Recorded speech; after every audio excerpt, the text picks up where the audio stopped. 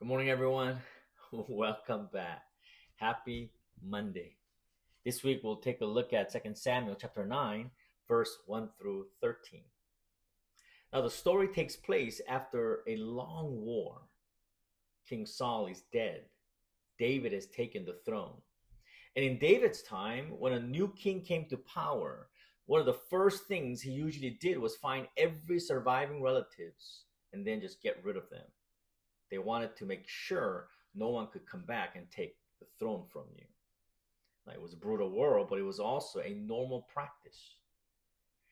Mephibosheth was Jonathan's son, and as you know, Jonathan was Saul's son, and Jonathan had been David's closest friend. Before Jonathan died, he and David made a promise to each other. Whatever happened, David would show kindness to Jonathan's family. Now, that promise is what drives this whole story. Mephibosheth had been hiding for years. He was 5 years old when the news came that his father and grandfather were dead. And when his nurse heard that, she grabbed him and ran, because she knew what happened to royal bloodlines when new kings took their thrones. In the scramble and frantic nature to escape, the boy fell and was crippled for life. And as a grandson of previous king, Mephibosheth had to hide. For years, he stayed in a place called Lo-debar. In Hebrew, Lo-debar means no pasture, no grass. Basically, a stretch of desert on the far side of the Jordan River, where nothing much grows and nobody wants to be there. But he was living in exile in a place that, when you translate the name, it amounts to nowhere. Nowhere. No one wants to live there. See, that's the place where shame hides, a place called nowhere. Mephibosheth eventually had a son of his own, which means he had been there for years. Years of waiting for a knock on the door that never came, or the knock that finally came and turned out to be soldiers. Fear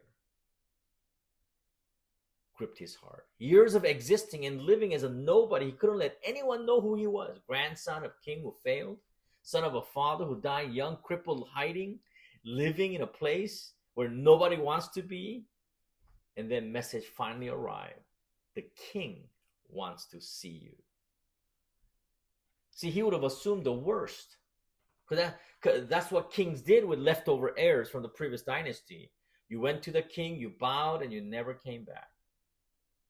But there's a moment somewhere on the road from Lo-debar to Jerusalem that's worth thinking about.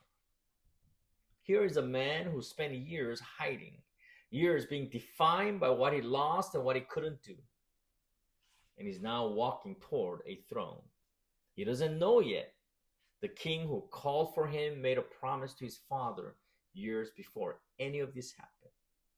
He doesn't know that grace is already waiting for him in that room. He goes because the king summoned him, and to defy that is to be killed. His heart is filled with anxiety and fear because he knows what happened to heirs of previous kings. Now, change of scene. Hundreds of years later, in a synagogue in Nazareth, Jesus took up to read from the scroll of Isaiah. He opens the scroll and he reads, "The Spirit of Sovereign Lord is on me, because the Lord has anointed me to proclaim good news to the poor. He has sent me to bind up the brokenhearted, to proclaim freedom for the captives and release from darkness for the prisoners." Isaiah chapter 61, verse 1. He handed the scroll back, sat down, and said, "Today, this scripture is fulfilled in your hearing." And you can find that in Luke chapter 4, verse 21. Jesus essentially said, this Isaiah passage is about me. I'm the one who came for the captives, the prisoners, the ones living in darkness, the ones in places called no pasture, Lo-debar. You see, grace always comes for people hiding in Lo-debar. Grace comes to desert villages where people have been telling themselves for years that they're too crippled, too compromised, too much a dead dog, as Mephibosheth himself said in 2 Samuel 9:8. He was saying, I'm worth nothing. Ignore me.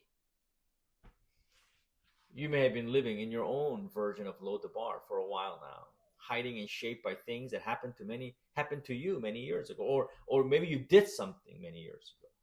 The king is asking about you, not to eliminate you, not to get rid of you, but to find you. What made this so hard is that Mephibosheth did not go into the king's room expecting something good. He went in expecting to be killed, punished, to be eliminated. When he called himself a dead dog, he meant he felt small, worthless, afraid. Just kill me attitude. He had lived in a hard place for so long, he started to believe bad things would happen to him. In plain words, he expected trouble, not kindness, because that was the life he knew.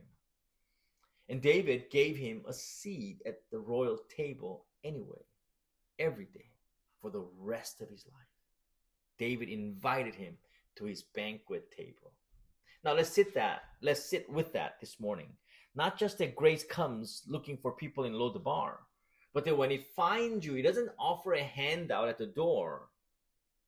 Grace pulls up a chair. See, the question isn't whether you qualify. Mephibosheth did not qualify. The question is whether you'll stop insisting that you don't. Jesus said the scripture was fulfilled. The captives are being freed. The brokenhearted are being bound up. You see, that includes me. That includes you. Not someday. He said today. My friends, I pray that was a blessing and encouragement to you. And I hope you sit in this word all day and allow God to work in you. And may you enter the throne of God with confidence through Jesus Christ. God bless you, and I'll see you on Wednesday.